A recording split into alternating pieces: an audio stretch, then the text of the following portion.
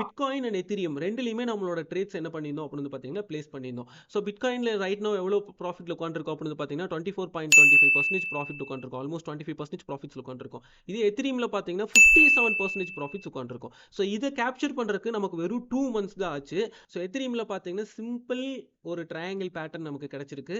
இங்கே நமக்கு என்ட்ரி அப்படின்னு பார்த்தீங்கன்னா இந்த பர்டிகுலர் ஏரியாவில் இதில் நம்ம லாஸ் எடுத்திருந்தாலும் நம்ம எவ்வளோ லாஸ் எடுத்திருப்போம் அப்படின்னு பார்த்தீங்கன்னா ஒரு 20% இந்த ஒரு பர்டிகுலர் ட்ரேட்ல நம்ம லாஸ் எடுத்திருப்போம். ஆனால் இந்த ட்ரேடு நமக்கு ஆல்ரெடி சொன்ன மாதிரி ஹையஸ்ட் ப்ராபபிலிட்டி ஆஃப் வின்னிங் இருக்கிறனால ப்ராஃபிட்ஸில் தான் போச்சு.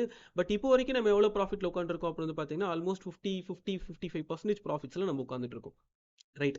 ஸோ ரிகார்டிங் பிட்காயின் ட்ரேடு இங்கே நமக்கு வந்து entry area somewhere around here.